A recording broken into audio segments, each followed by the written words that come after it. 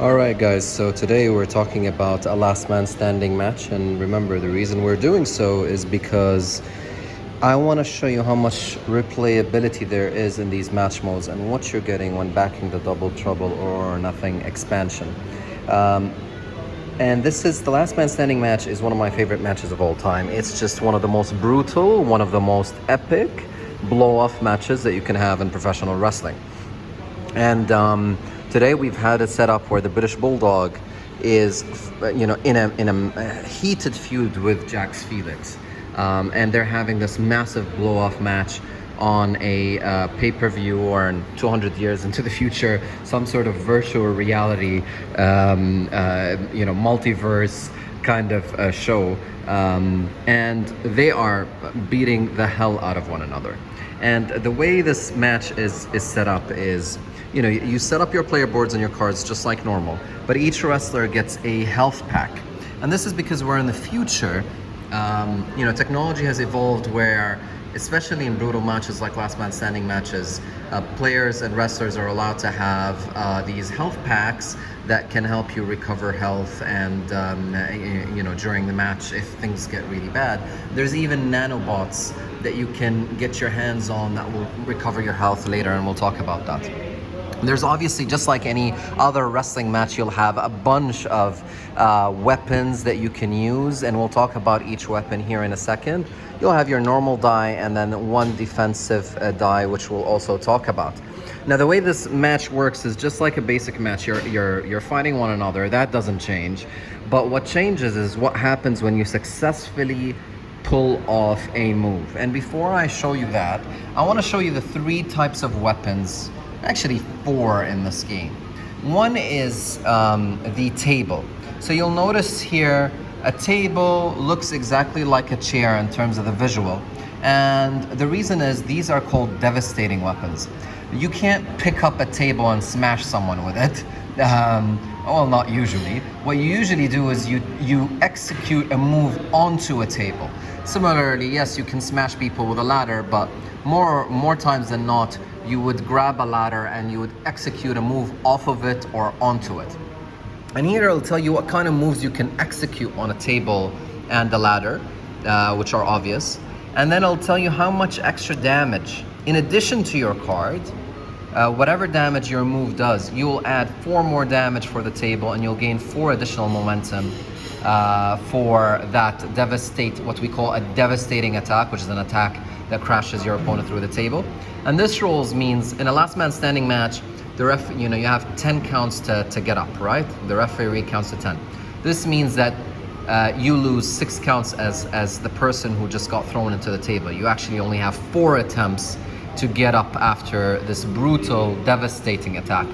And what's important to say is you can't just use these weapons up front. You have to set them up first. So you would set them up into a second row here. And after you set them up, that's when you can execute a move through one of these weapons to deliver a devastating attack. And it's important to mention that even if you fail, this weapon remains set up just like in real life, right? It's still there. The table has already been set up and can be used at a later date. So that's how these massive, devastating weapons work. And just to be clear, you can't do an arm drag into a table. Usually that's not what happens in wrestling. The only time you can use devastating attacks is if you use one of your signature or finishing maneuvers. And so you set up this weapon and then you play something from your hand directly or a later point in your match to try to drive your finisher or your signature move through the table and hopefully keep your opponent down for the 10 count or do a heck of a lot of damage. And that's one weapon. The other weapon is the chair. It's unique in terms of you can smash people over the head with it. So you can use a chair directly as a direct weapon to just smash people with it, or you can set it up just like a ladder and just like a table. And here it would do 3 damage. It would gain you 3 momentum instead of 2, and the defender would lose 4 kick-out rolls, so they would have 6 kick-out rolls left. And you can do almost any move on a chair, whether it's an arm bar or whether it's a devastating kind of pile driver. And again, remember, these damages listed for devastating attacks are in addition to your card. So if I play the delayed vertical suplex on the chair, I'd do 3 plus 3 damage, 3 plus 3 damage, which is a total of 6 damage. So that's how these cards work. The third card is a normal weapon. So these normal weapons don't have any reds on them, if you'll notice. And you can just pick up that weapon and smash your opponent with it. And you do 2 damage and you gain 1 health. And then the final thing, and there's only 1 card of this in the game, and by luck I drew this while shuffling the weapons card. There's always 6 weapons available no matter what you do. But here is a nanobot, and this allows you to heal your health. So this is the attacks that are currently available in this match. There are 6. Every time you use a weapon, you draw 1 anew. Now I want to talk about how does this all work. And before I do so, there's one final thing I want to talk about is, I already talked about the health pack. Let's get into the action. So imagine Jax Felix currently has the initiative, and he goes for a spinning back kick, which requires a roll of 4 or more, but which is that icon right there. But given that his momentum is on a roll, he actually only requires a roll of 3. So let's see if he hits it.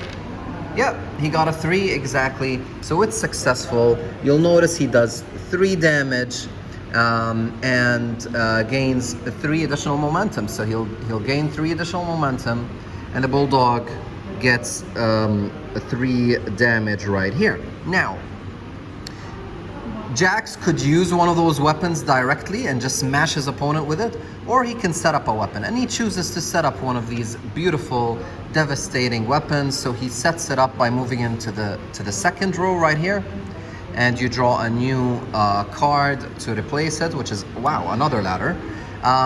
And now this card is obviously discarded, just like a normal match. But now he plays a shooting star, and he says, I want to do it off the top of the ladder, which you'll see he's allowed to do because it's an aerial attack, and this is an aerial attack.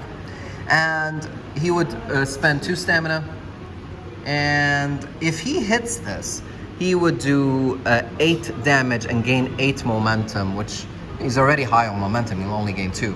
And the opponent, which is the British Bulldog, will only have 3 chances to kick out.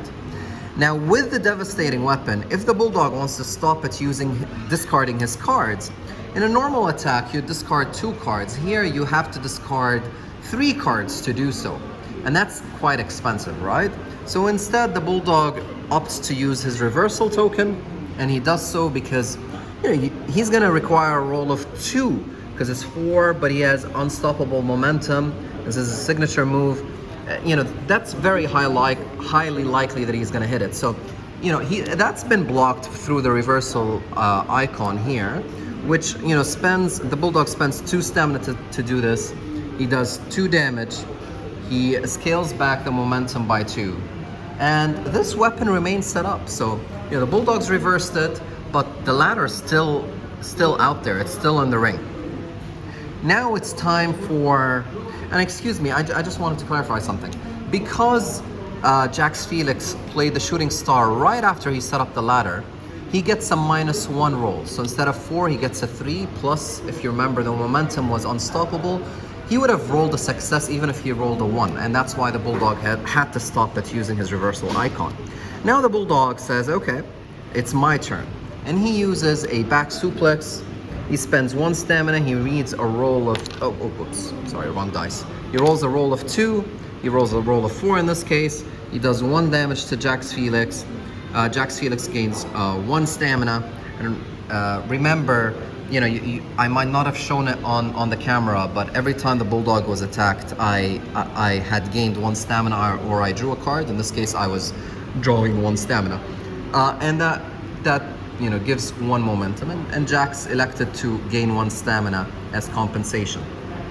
Now, after this, now the Bulldog says, okay, I can directly use the ladder, but instead I want to weaken Jax Felix a little bit more, and I want to smash him over the head with a kendo stick, right?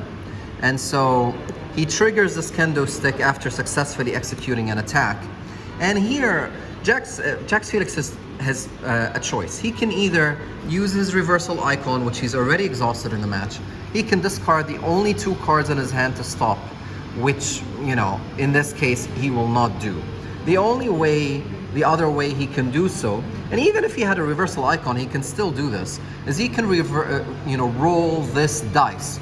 And if it lands on the shield icon, he will not only stop the attack, he'll take that kendo stick and smash the bulldog with it. So let's roll. He's unsuccessful. He tried to grab that stick, he wasn't able to. The bulldog smashed him over the head. This is discarded. You know, Jax Felix takes 2 damage and gains 1 moment, and bulldog gains 1 momentum. And Jax Felix doesn't get any compensation. This is not an attack card. This is a weapon, right? And another chair. And now the bulldog has another choice. He can now play another card from his hand, or and then use one of those like a trash can or even a chair to smash his opponent. Or he can try to go for this ladder right here, and he chooses to do so. He's going to use a delayed vertical suplex, which takes up 3 stamina. 1, 2, 3, right? He's now in low stamina.